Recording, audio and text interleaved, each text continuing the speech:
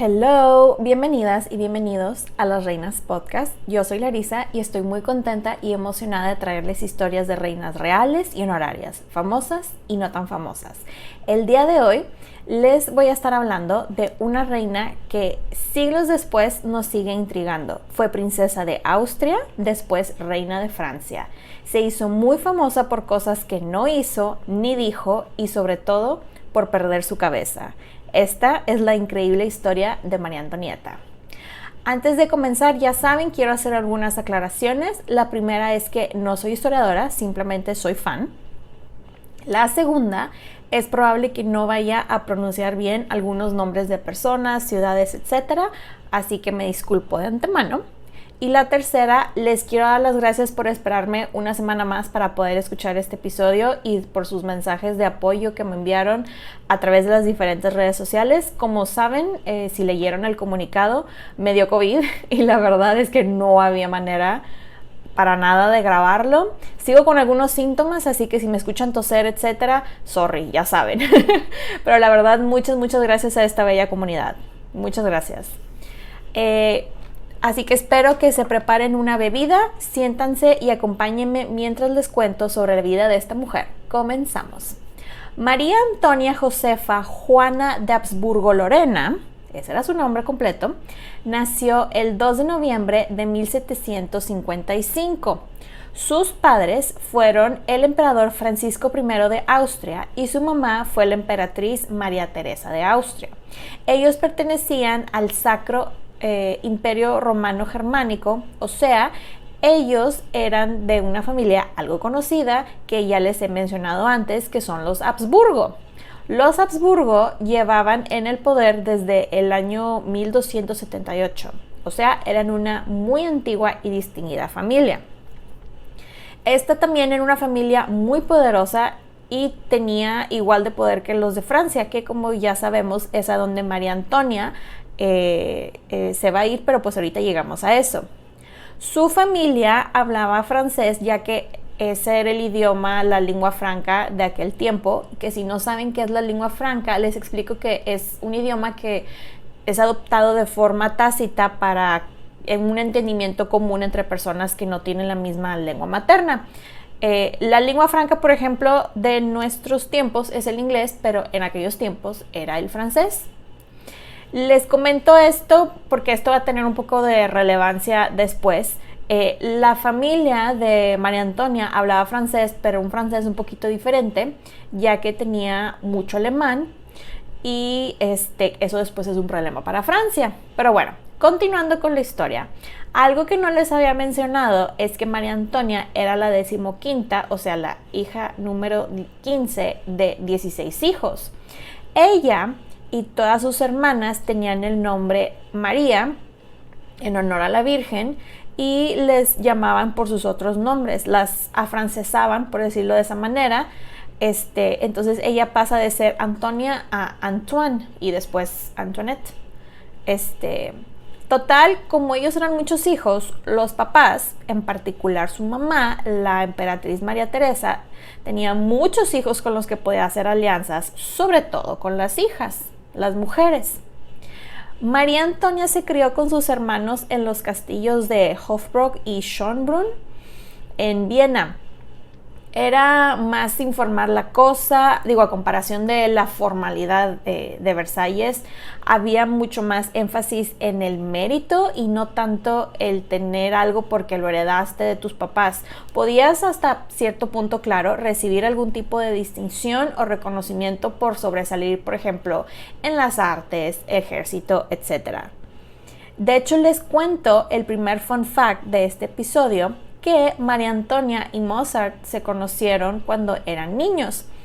Al parecer Mozart iba seguido al Palacio de Hofburg en Viena y en 1762, cuando María Teresa organizó una velada musical, lo invitó a él a sus 6 años a Mozart para que tocara algunas piezas en el clavecín, que es como si no saben qué es como un piano o un instrumento similar al piano. Mozart tocó y terminó y se bajó y al parecer se cayó y María Antonia estaba cerca de él y lo ayudó a levantarse, y él supuestamente la volteó a ver y le dijo de que un día se iba a casar con ella. No sé qué tanto sea cierto de esta historia, o sea, de que haya dicho eso, pero sí se me hace una linda y muy tierna historia. No sé qué piensan ustedes. Pero bueno, continuando, María Antonia tenía una interesante relación con su mamá, la quería mucho, pero le daba muchísimo miedo. Al parecer, por ser la hija número 15, la verdad es que pues no le ponían mucha atención, pero aún así sus papás le consiguieron los mejores tutores para su educación. Que hablando de su educación, ese es el siguiente tema. Como ya saben, a mí me encanta hablar de la educación que reciben nuestras reinas, pues resulta ser que María Antonia realmente nunca fue una niña muy brillante académicamente hablando. Por lo mismo que era la última hija mujer, los tutores hasta al parecer le hacían la tarea y todo, y no era una niña muy disciplinada. Perdón. De hecho, cuando en 1768 llevan al abad de Vermont para educarla y prepararla para que fuera una buena reina de Francia, dijo que encontró, y lo digo y cito sus palabras, una niña muy graciosa pero para nada disciplinada. Ahora, no estoy diciendo en ningún momento que ella era tonta, porque al parecer era muy buena bailando y con la música, pero por lo que se sabe, ella no podía estar quieta, o sea, era algo que le costaba realmente mucho, y según historiadores contemporáneos, ella muy probablemente tenía TDAH, o sea, trastorno por déficit de atención e hiperactividad. Continuando con su historia, aquí se pone interesante la historia en sí de la familia María Antonia, ya que dos de sus hermanas mueren de viruela, una después de la otra. Ellas fueron María Juana y María Josefa. Primero falleció María Juana y después María Josefa. El problema aquí es que María Josefa ya estaba a punto de irse, ya tenía sus maletas listas, los contratos de matrimonio, contratos de alianzas firmados y todo el show, y es cuando se enferma y ahí queda. El problema es que ella iba a casarse con el rey de Nápoles y él estaba esperando una esposa. Entonces su mamá, María Teresa, le quedaban dos hijas con las que podía negociar. Ellas eran María Amalia y María Carolina. Bueno, técnicamente eran tres hijas. La tercera hija era María Isabel, la cual se rumoraba que era la más bella de todas las hijas de María Teresa, pero ella la tenían considerada para casarse con Luis XV, de manera que la monarquía francesa tuviera dos reinas austriacas seguidas, pero la quitaron de la lista cuando a ella también le da viruela y su rostro queda marcado y el cuello desfigurado, y pues ya, bye. La cosa es que María Amalia era mayor que el rey de Nápoles, era como 5 años mayor que él al parecer, y María Carolina era más joven, así que el rey de Nápoles elige a la más joven.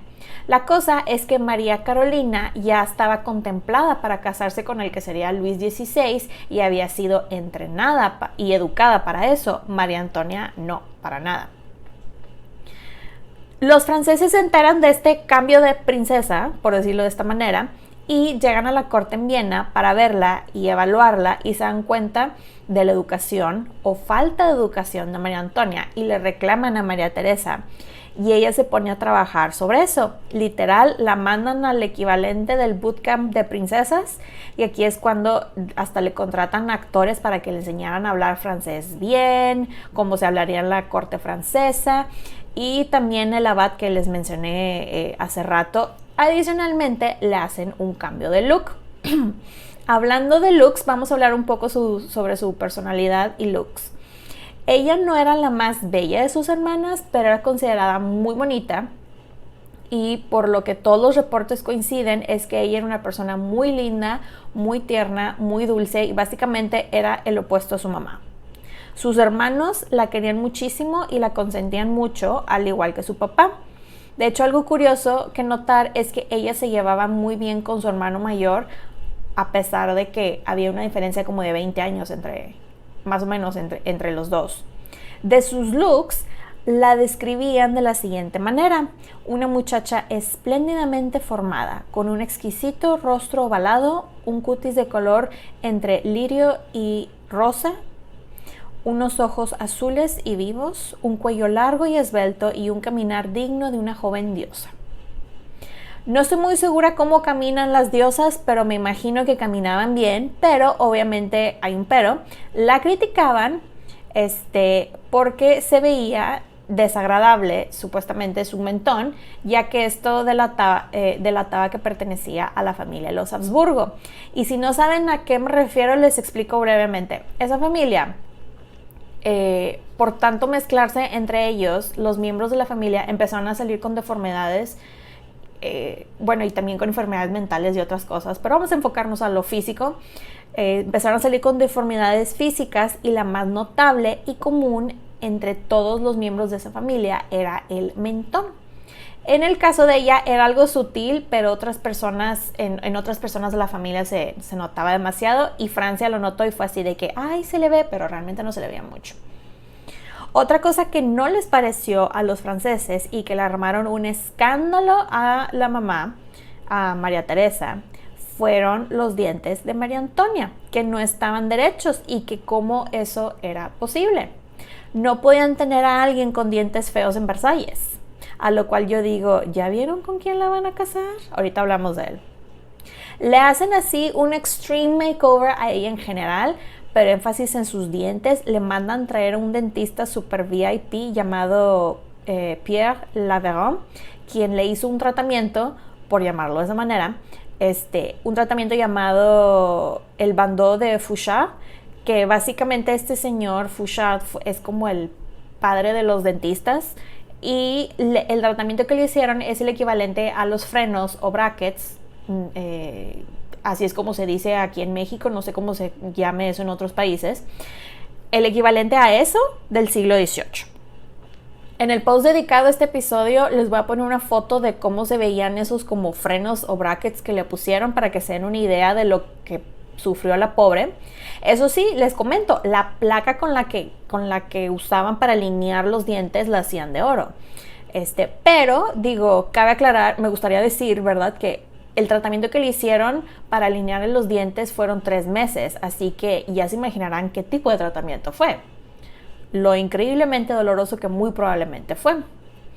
También le cambiaron su peinado porque al parecer querían disfrazarle la frente porque estaba muy frentona, y le mandaron traer a un hombre llamado Sieur Larsenor, quien era el famosísimo estilista que creó el look de Madame du Pompadour, de quien ya tenemos episodio por si lo quieren escuchar, by the way. Y al parecer cuando él terminó dijo que ella quedó lista para Francia. Ahora vamos a hacer una pequeña pausa para hablar del que se convertiría en Luis XVI, el esposo de María Antonia. Su futuro esposo Luis no era así que tú digas un partidazo, un galán en cuanto a looks. Lo describían de la siguiente manera: grande y pesado, torpe en sus andares, sus rasgos un poco españoles, pero nobles, pero sus ojos tenían la pesadez vacuna de los miopes que no ven más allá de 3 metros. Interpreten eso ustedes, ¿verdad? Lo dejo su interpretación no están describiendo a un galanazo de Hollywood, ¿verdad? Pero bueno, la verdad es que Luis era medio raro, no era muy social, le gustaban los candados, ese era como su hobby, le encantaba jugar con candados, le gustaba mucho la caza como cualquier miembro de cualquier casa real, y al parecer no tenía muy buena higiene, que bueno, eso es todo un tema del cual podemos hacer otro episodio dedicado a la higiene de Versalles porque está muy interesante y asqueroso al mismo tiempo. Pero bueno, continuando con la historia de María Antonia, antes de irse a Francia se tenían que casar por proxy porque tenía que entrar como la esposa del futuro rey de Francia, y esta boda, la boda proxy, es el 19 de abril de 1770. María Antonia llega a la iglesia de los agustinos en Viena con su hermano Fernando, quien fue su esposo por proxy. Ya me imagino lo raro e incómodo, no sé ustedes, que probablemente fue para los hermanos, jugar a que se casaban, pero él estaba firmando el nombre de su futuro esposo. Fue una boda en grande, con una increíble recepción, muchísima gente y todo el show. Aquí ingresó a la iglesia como la arquiduquesa María Antonia de Austria y salió como Marie Antoinette o María Antonieta Delfina de Francia. Con decirles que hasta hicieron la ceremonia de la cama, la cual van y los acuestan. Yo obviamente imagino que los acostaron, ¿verdad? Y que les dieron la bendición y luego se pararon o algo así. La cosa es que esta boda proxy se la tomaron muy en serio. 2 días después de la boda, María Antonieta, de 14 años, y una enorme procesión de 53 carrozas partieron de Austria para encontrarse con la familia real francesa y pues la pobre nunca más regresaría a su patria. Al parecer, la manera como la entregan a Francia es como en la película de Sofía Coppola, la de María Antonieta. Al parecer fue tal cual lo pusieron en la película, de que ella llega a un bosque cerca de la frontera en donde tenían una carpa lista para ella y se despide de su gente, del perro, y la visten como francesa y después la llevan cerca de Compiègne y ahí es donde conoce a su esposo Luis, el duque de Berry, el delfín de Francia, y a su abuelo Luis XV. Ahora, no sabemos qué sintió ella cuando lo vio, porque pues no era así atractivo y no hizo por sacarle plática, por entablar una conversación con ella, pero se sabe que Luis XVI tenía un diario en el cual escribió de ese día, y lo leo tal cual: encuentro con la delfina de Francia.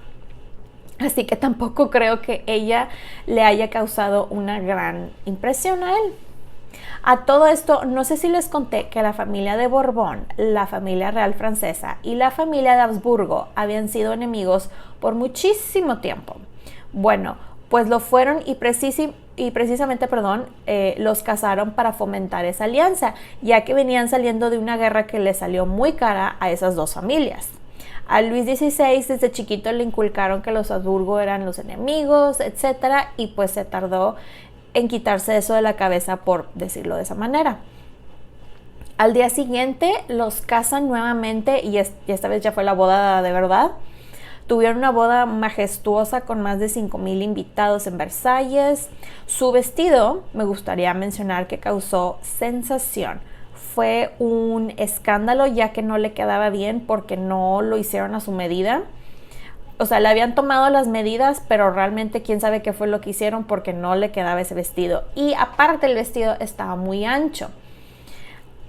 Al parecer, por lo mismo que no le quedaba, se veían partes de su ropa interior y pues cómo eso era posible, ¿verdad? El vestido era de una tela de hilos plata y estaba cubierto de diamantes, por lo que cuando ella pasó, mejor dicho, por el pasillo de los espejos, ella brillaba como una estrella.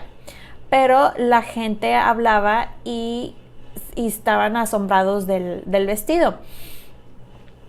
Al parecer, al final de la celebración, ella y Luis los acostaron enfrente de los testigos, volvieron a hacer la ceremonia esa de la cama.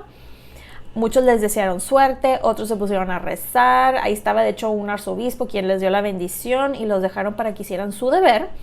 Pero como sabemos, no pasó nada esa noche ni por muchas otras noches. De hecho, se tardaron 7 años en hacer su deber. Al parecer, una de las teorías por las cuales se tardaron tanto es debido a los problemas anatómicos que tenía Luis XVI. Y por problemas anatómicos, al parecer, él tenía una deformación genital llamada fimosis, que después lo operaron, lo cual no sé cómo eran las operaciones en aquellos tiempos sin anestesia, pero bueno, después de la operación ya fue que pudo tener hijos. Otra de las teorías es que simplemente era muy penoso y religioso, y otra de las teorías es que no le gustaban las mujeres. A María Antonieta le echaron la culpa, obviamente, porque ella es la mujer y por alguna mágica razón es su culpa, pero al parecer nadie realmente le explicó cómo era eso de hacer los herederos. Al parecer su mamá le dijo que se tenía que someter a la voluntad de su esposo, pero pues eso no es realmente una explicación de cómo salen los herederos, ¿verdad? Ya me imagino su cara de no entendí, pero te voy a decir que sí a la mamá. Una de las personas que le echaba la culpa por no embarazarse era precisamente su mamá, y realmente María Antonieta no tenía privacidad. Toda la corte se enteraba de las regañadas de su mamá y hablaban todos pestes de ella enfrente de ella, detrás de ella, y hasta le gritaban cosas de por qué no había un heredero. Hasta con decirles que metieron al embajador de Austria en la corte de Versalles en el drama de por qué no habían bebés, y le decían cosas, es que lo tienes que invitar, lo tienes que incentivar a tu marido, etc. Como saben, o si no les cuento, la corte de Versalles seguía un protocolo muy estricto y formal en su día a día, y ella, a falta de reina de Francia, María Antonieta era la mujer noble con más alto rango y todos tenían que hacerle reverencia y nadie podía hablarle a ella al menos que ella les hablara primero. Es como en la película que si la iban a vestir, la película de Sofía Coppola me refiero, que la mujer noble con más alto rango la vestía y si entraba alguien con un título más alto tenían que volver a empezar y tenían que pasarle la prenda y así ahí estaba la pobre mujer congelada, desnuda mientras se ponían de acuerdo quién le pasaba qué, ¿verdad? Después María Antonieta se mete en problemas, por decirlo de esa manera, ya que le meten cizaña, le meten ideas no muy positivas de Madame du Barry, la amante de Luis XV. Estas personas que andaban cizañosas eran las tías solteras de su esposo, ya que no aguantaban, no soportaban a Madame du Barry. Después es obligada a hablar con ella y le dice algo así como, oye, hay mucha gente. Y después, al parecer, sí tuvieron una relación bastante cordial. Digo, no eran besties, no eran mejores amigas, pero se llevaban bastante bien. Y digo, a María Antonieta no le convenía echársela a Madame du Barry de enemiga, la verdad. Continuando con la historia, el 10 de mayo de 1774, a sus 19 años, se convierte en reina cuando Luis XV, el abuelo de su esposo, muere, y ella le escribió las siguientes palabras a su mamá, a María Teresa. ¿Qué va a ser de nosotros? Mi esposo y yo estamos espantados de ser reyes tan jóvenes. Madre del alma, aconseja a tus desgraciados niños en esta hora fatídica. Como sabemos, Luis XVI no fue un muy buen rey.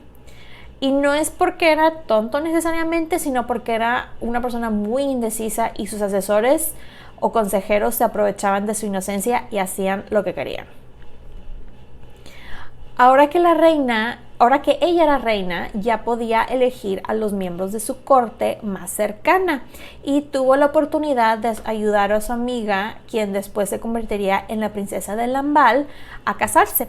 También ayudó a su amiga la duquesa de Polignac, quien era su amiga la rebelde.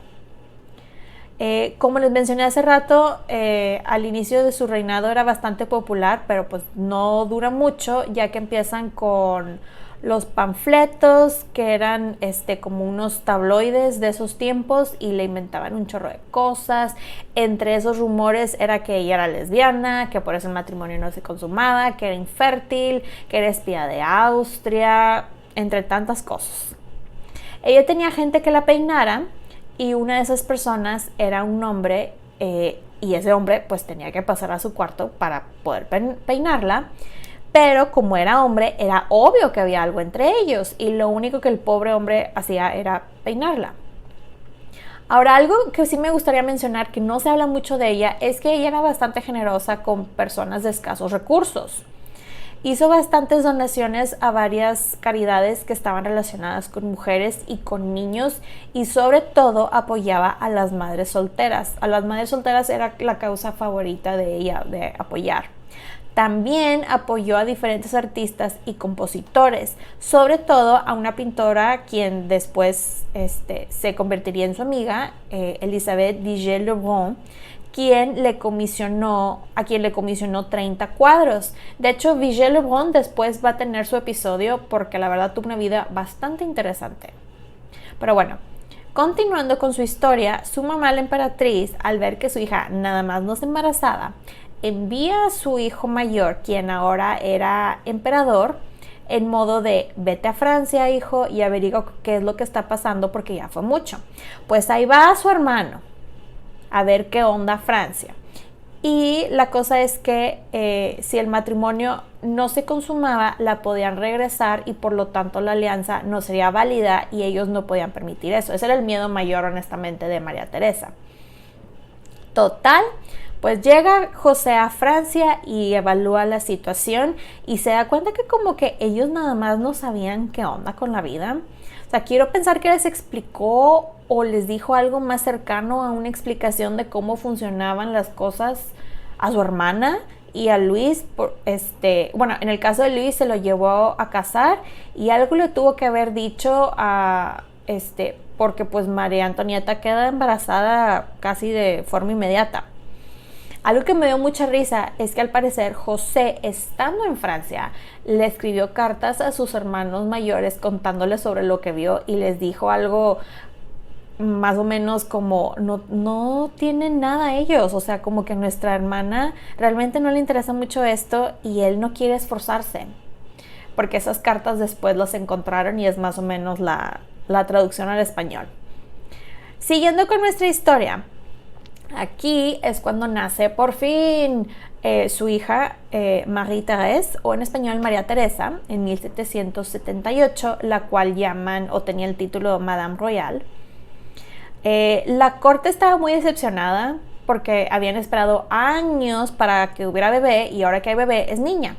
Pero María Antonieta estaba increíblemente feliz que era niña, ya que, como dijo ella, si hubiera sido niño, él sería de Francia, pero como ella es niña, ella va a ser mía. Y ella estaba perdidamente enamorada de su bebé y quería estar todo el tiempo con ella, lo cual no era algo muy común para la corte. Ahora, más o menos por este tiempo es cuando Francia entra a apoyar a los colonos en el continente americano, la famosa Guerra de Independencia de Estados Unidos. Y aquí voy a hacer una breve pausa para comentar sobre esto. Como saben, o si no les cuento, Francia jugó un papel decisivo en la Guerra de Independencia estadounidense.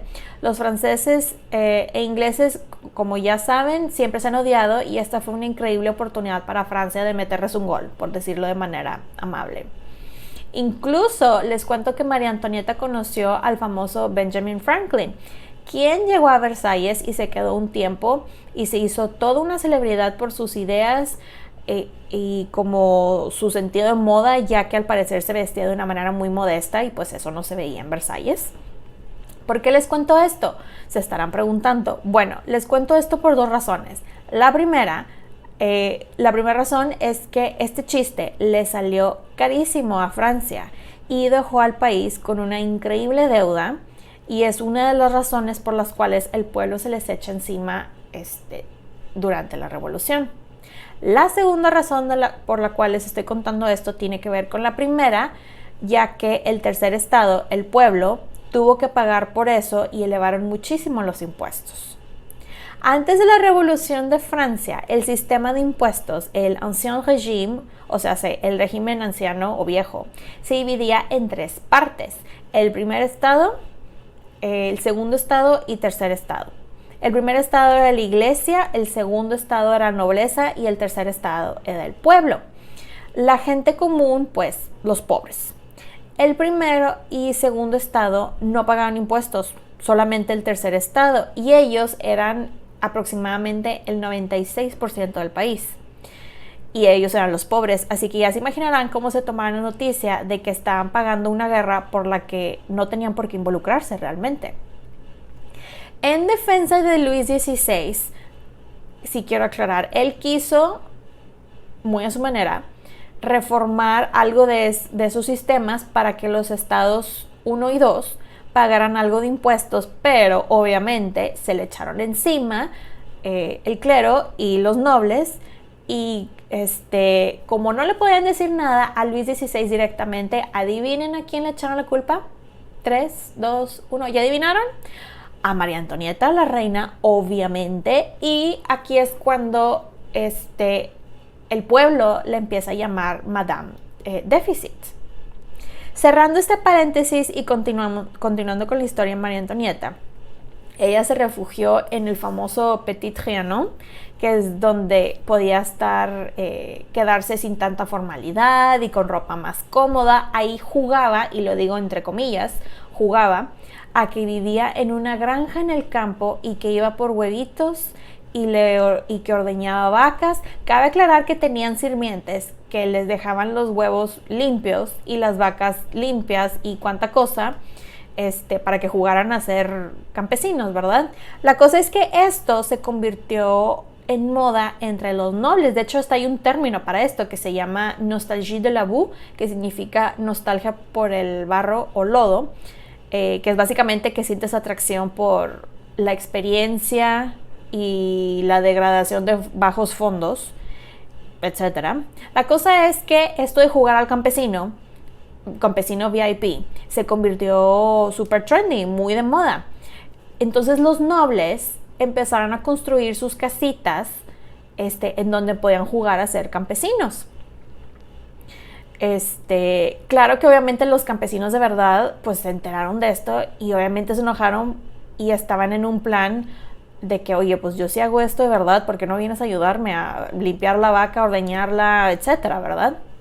En el Petit Trianon es donde tiene muchas de sus famosas fiestas y las apuestas y que gastaba en general, y hasta le llegó el chisme a su mamá, María Teresa, quien le escribía cartas como ya me enteré que andas gastando, ten cuidado con eso, etc. María Antonieta no invitaba a mucha gente a esas fiestas en el Petit Trianon, o no invitaba a tanta gente, y la nobleza se sentía insultada y se ponen en su contra y le inventan amoríos, como les dije, siguen con los affairs, que si la amiga, que si los cuñados, etc.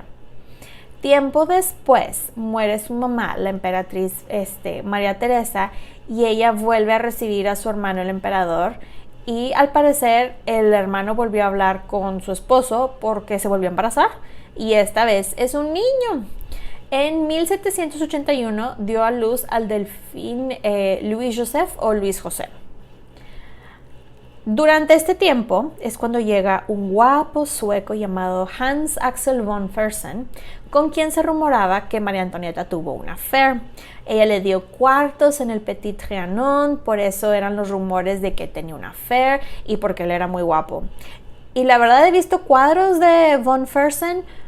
Tengo que decir, porque como que no siempre la gente los pintaba muy bonitos, pues estaba muchísimo más guapo definitivamente que su esposo. La cosa es que, como les digo, nunca sabremos a ciencia cierta si tuvieron un affair o no. Según historiadores modernos, ellos no tuvieron un affair, ya que María Antonieta aún no tenía otro hijo hombre, llamémosle el hijo de repuesto, y ella no se podía arriesgar a rumores, chismes, etc. Por eso se descarta esa teoría de que tuvieron el affair, pero mucha gente sí creen que estuvieron involucrados, pero como les digo, nunca lo sabremos, aunque sí sabemos que después trata de salvarla, pero pues ya sabemos cómo termina esa historia, ¿verdad? Después, en 1785, llegó su hijo Louis Charles, o sea, Luis Carlos, y María Antonieta termina nominando a una de sus mejores amigas, la duquesa de Polignac, como la governess o la institutriz de sus hijos, que para esto, este puesto, el de institutriz, era un puesto hereditario, y su amiga no tenía nada que hacer ahí, y pues obviamente la corte se le echó encima. Después, un año después, en 1786, nace su hija Sophie Beatrice, o sea, Sofía Beatriz, quien murió a los meses de tuberculosis, pero habían rumores de que Axel von Fersen era el verdadero papá, el baby daddy de su hija Sofía, y no el rey, pero pues como les digo, nunca sabremos. Ahora voy a hacer una pequeña pausa y platicarles el por qué se les llamaba a los príncipes franceses herederos delfines, porque creo que han escuchado bastante esa palabra y se estarán preguntando por qué no se usa la palabra príncipe en vez de delfín. Pues les cuento que este término procede de Dauphiné, que era una antigua provincia situada en el sureste de Francia. Pues había un conde llamado Humberto II de Viena, quien le vendió el condado a Felipe VI de Francia en el año 1349. Se lo vendió con una condición, y esta era que el heredero al trono francés debería ostentar independientemente el título de Dauphin, que es delfín en español, y hasta tenían el delfín como símbolo en los escudos, armas y toda la cosa. Cerrando el paréntesis y continuando con la historia, pues la reputación de María Antonieta cada vez era peor, y esto se debe a distintas cosas que las voy a mencionar a continuación. La primera categoría la voy a llamar Let them eat cake, que coman pastel. Esta es la frase más famosa por la cual María Antonieta es conocida y que no dijo. Al parecer la frase en francés, la original, es qu'il mange de la brioche, que ni siquiera realmente es let them eat cake o que coman pasteles. Al parecer en aquellos tiempos vendían como que el pan para los campesinos. Eran dos tipos de pan. Era el pan así, el más barato que se podía conseguir, y si se acababa ese, tenían que comer el que era como brioche. Pero pues, o sea, si sí lo dijo, probablemente se tomó fuera del contexto que era, pero realmente ella no, o sea, no han encontrado ninguna evidencia que ella dicho eso. Entonces, lamentablemente ella fue víctima de un terrible PR, relaciones públicas, y eso que no existían redes sociales en aquellos tiempos. La segunda categoría la voy a llamar el asunto del collar, The Affair of the Diamond Necklace. Ahora les voy a contar de la manera más resumida, porque esto parece sacado de una novela, no es broma. Ahí les va. Resulta ser que este collar, les voy a poner fotos en las diferentes redes sociales en el post, ahí lo van a ver, ¿ok? Este collar había sido comisionado por Luis XV para su amante, Madame du Barry, la que les mencioné hace rato, pero Luis XV se murió y no habían acabado este collar. Y pues obviamente no se lo dio. Este collar, la verdad, estaba ridículo. Digo collar ridículo porque tenía 647 diamantes de diferentes tamaños, de diferentes quilates, para que se den una idea. Con decirles que el collar valía en dinero de aquellos tiempos entre 1.6 y 2 millones de libras, que en dinero actual es más o menos unos 15 millones de dólares. Para que se den una idea de la ridiculez de esta joya, honestamente. Continuando con la historia, este collar estaba hecho, estaba listo, pero no había quien lo comprara, y como era tan caro, solamente alguien de la nobleza lo podía comprar. Años antes se lo habían ofrecido a Luis XVI para que se lo regalara a María Antonieta, y ahí hasta al parecer se lo probó y le dijo a su esposo, no lo quiero, y ahí había quedado todo. Pues llega a la escena una mujer llamada Jeanne de la Motte, que empieza a comunicarse con el cardenal de Rohan, quien había caído de la gracia de María Antonieta, y ella lo corrió de la corte por hablar mal de su mamá, la emperatriz María Teresa. Pues Jeanne de la Motte empieza a escribirle cartitas al cardenal, haciéndose pasar por alguien que trabajaba para María Antonieta como parte de su comitiva cercana, pues. Y al parecer estas cartitas eran bastante amorosas, tan amorosas que el cardenal pensó que María Antonieta, la reina de Francia, estaba enamorada de él. Pues de la Motte organiza un rendezvous, una cita entre el cardenal y, entre comillas, María Antonieta, el cual consistió en contratar a una prostituta que se parecía mucho a María Antonieta. Pues esta mujer de la Motte, como el cardenal le había enviado dinero para que le comprara cosas a la reina, así de regalos, que obviamente no le compró nada, empieza a socializar con gente de la alta sociedad, y hasta le creyeron que era íntima amiga de la reina y que trabajaba para ella. Y en ese círculo de alta sociedad estaban los joyeros que hicieron el collar ridículo. Estos joyeros eran Bohemer y Bessenge, algo así se pronuncia. La cosa es que los joyeros se acercaron con la supuesta íntima amiga de la reina, de María Antonieta, para ver si le compraban el collar. Pues de la Motte consigue unos papeles que usa como pagarés y convence al cardenal de que compre el collar en nombre de la reina.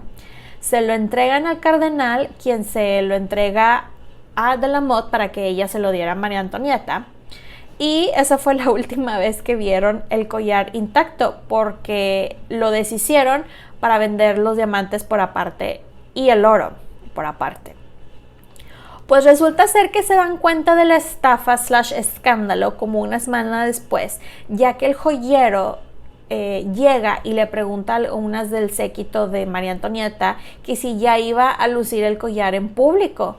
Y van con ella, y María Antonieta fue de que, ¿cuál collar? ¿De qué estás hablando?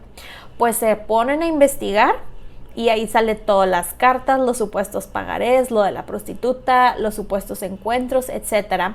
Arrestan al cardenal justo cuando iba a dar una misa en Versalles y localizan y arrestan a Jean de la Motte también. Hay un juicio y obviamente ese juicio causa un escándalo, no solamente en la corte sino en el reino. Obviamente la culpa la tenía que tener la reina, a pesar de que se comprobó que ella no tuvo nada que ver, no era ni siquiera su letra, la culpa era de ella de acuerdo con la opinión pública, porque decían que ella había usado al cardenal, que ese juicio era para tapar otras cosas. Historias contemporáneos, la verdad, insisten en que aún no han encontrado evidencia alguna que pueda culpar a la reina. Algo que me llamó mucho la atención de este juicio es que por alguna razón al cardenal no le hacen nada. Y cuando digo nada, así salió libre.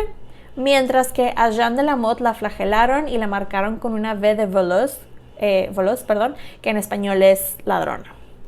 Cerrando estos apartados de escándalo, continuamos con la historia de María Antonieta.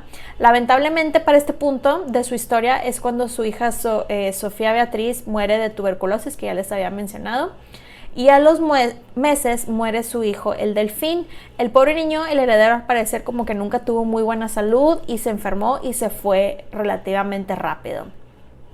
Después tenemos los años 1787 y 1788, que podemos llamar este periodo la pre-revolución francesa. No había dinero porque se lo habían gastado en una guerra ajena, lo cual había causado una increíble deuda. También tuvieron malas cosechas, el precio del pan aumentó y la gente tenía hambre y estaba muy enojada. Voy a hablar así como de forma muy general lo que pasa en el país, ¿ok? Luego llega la Jornada de las Tejas, Journée de Tuiles, en la ciudad de Grenoble, el 7 de junio de 1788, que mucha gente dice que aquí realmente fue cuando inició la revolución, y lo llamaron así a este día porque le aventaron tejas a los soldados. Luis XVI, de hecho, hasta le termina pidiendo a María Antonieta ayuda y tratan de hacer una reforma económica. Ponen a un nuevo ministro de finanzas y juntan a la nobleza, el segundo estado, para votar para la nueva reforma, y falló, la nobleza se les echó encima. Y como les decía, de manera así muy resumida, pasa lo siguiente. Luis convoca a los representantes de los estados generales, lo que les mencionaba hace rato, del primer, segundo y tercer estado, para una junta, como cuando en los tiempos modernos el Congreso se junta. No se logró nada, lamentablemente, porque tenían que votar por estado y no por representante. Si hubieran votado por representante, el tercer estado hubiera ganado, algo que pues no fue así. Les comento como nota adicional que la última vez que se haya convocado a una junta de los estados generales fue en el año 1614. Después, Luis XVI tuvo que ceder y reconoce a la Asamblea Nacional y ordena al clero y a la nobleza que se incorporen a la Asamblea, y esto fue el principio de la soberanía nacional. Después, muchísimos manifestantes toman armas del arsenal de los inválidos y se dirigen a la prisión de la Bastilla, que es el símbolo de la opresión del 14 de julio. La nobleza empieza a huir porque los revolucionarios los estaban buscando y estaban saqueando y destruyendo París. También está la marcha sobre Versalles, que esta marcha la hicieron las mujeres que querían comprar pan para sus familias, y ya que no había o estaba muy caro. La marcha empezó en París, en un mercado, cuando las mujeres gritaban que querían pan y más personas se les fueron uniendo a la marcha y de ahí se fueron de París hasta Versalles. Llegaron y demandaron ver al rey. Al parecer un grupo de ellas sí logró ver al rey, quien prometió que les iba a dar de comer. Algunos protestantes se quedaron y al día siguiente entraron a Versalles matando a guardias. Y el marqués de Lafayette logró calmar las cosas. No sé si les suena el marqués de Lafayette, pero el marqués de Lafayette, Francia lo mandó durante el tiempo de la guerra de independencia de Estados Unidos y fue una de las figuras claves para apoyarlos en todo ese movimiento. Como les digo, él logró calmar las cosas. Estaban exigiendo los manifestantes ver a la reina y pues ahí sale María Antonieta y los recibió en un balcón. Tenía muchísimas pistolas apuntadas hacia ella y dicen que los dejaron vivir porque el marqués de Lafayette se hincó y le besó la mano. Los reyes acompañaron a la multitud, que eran originalmente unas 7,000 personas y ahora eran unas 60,000 personas, de regreso a París. Y se mudan al Palacio de Tuileries porque la gente ahí los quería ver. Y por digo que los acompañaron, realmente la multitud se les echó encima y les dijeron: o te vas con nosotros donde te veamos o te matamos. Y ellos de que ok, vamos para allá. Ella, y por ella me refiero a María Antonieta, trató de calmar las cosas y recordarles de las caridades con las que ella había estado trabajando, pero la gente ya estaba bien harta y decían, lo cual pues tiene sentido, de que ¿por qué apoyamos una revolución ajena si podemos hacer una aquí? Nosotros también podemos hacer esta revolución. Aquí llega Axel von Fersen, el supuesto examante y baby daddy de su hija Sofía, quien murió. Llega a Francia para tratar de salvar a María Antonieta, bueno, a ella y a su familia. Hasta los mete en un carruaje, él mismo conduce el carruaje y los deja en un lugar seguro, pero lamentablemente los logran capturar los revolucionarios, y los regresan. Después capturan a su amiga la princesa Lamballe y hacen un supuesto juicio. Y como ella no quería decir que odiaba a la reina, la aventaron con una muy enojada multitud, que le hicieron unas cosas muy feas, que no les voy a decir porque realmente están feas. Si quieren, búsquenlo online, si les interesan los detalles, pero vamos a dejarlo en: la torturaron y le cortaron la cabeza. A todos los nobles les terminan quitando sus títulos. Después la gente exige que los saquen del Palacio de Tuileries y los metan en prisión en junio de 1792. La mandan a ella, ahí estaba con sus hijos y el esposo. Y luego en diciembre de 1792 empieza el juicio de Luis XVI y es condenado a muerte en la guillotina por el gobierno revolucionario, declarándolo culpable de conspiración contra la libertad pública y de atentado contra la seguridad nacional. Esos fueron los cargos. Y le dieron la opción de tener una última cena con su familia y la aceptó. Al parecer hay registros que María Antonieta se la pasó llorando toda la cena y que Luis llegó, o sea, le dijo a ella y a los hijos de que no, mañana antes de irme voy a pasar a despedirme de ustedes, que obviamente era mentira, ¿verdad? Pero para que estuvieran un poquito más tranquilos. Y el 21 de enero de 1793, Luis XVI fue decapitado en la Place de la Concorde, la Plaza de la Concordia, en París. María Antonieta estaba destrozada y estaban viendo si pedían rescate del sobrino, que ahora era el emperador de Austria, que pues, spoiler alert, lamentablemente sabemos que eso no llega a pasar.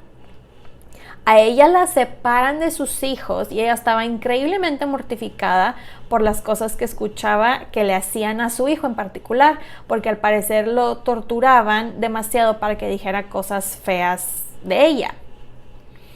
El 16 de octubre de 1793 es condenada a muerte por conspirar contra Francia, por promover intrigas de toda especie, de satisfacer sus caprichos desmesurados, arruinando las finanzas del país e incluso de haber mantenido una relación incestuosa con su hijo. Esos fueron sus cargos.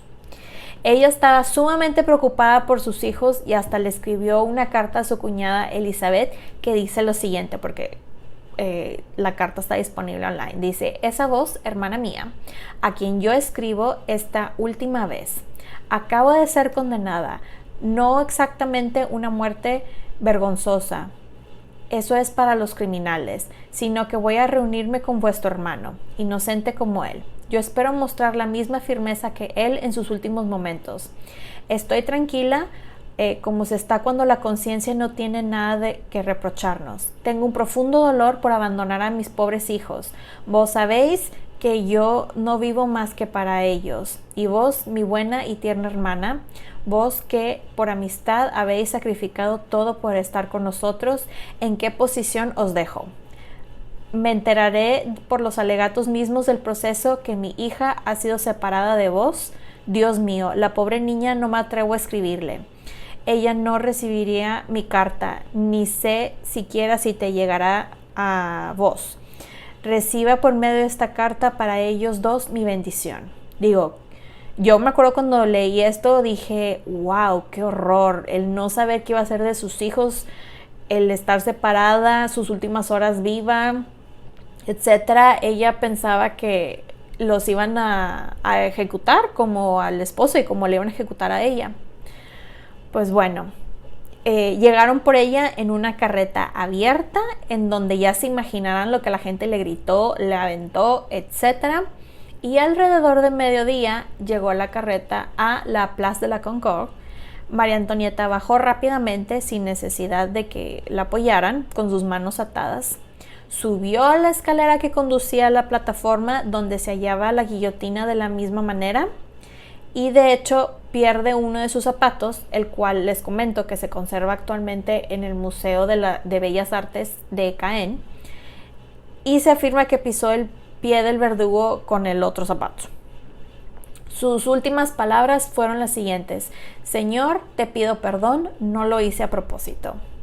Los ayudantes del verdugo la colocaron sobre la plancha de madera de la guillotina y luego después le colocaron un cepo con forma de media luna para mantener fija la cabeza. La ejecutaron a las 12 horas con 15 minutos.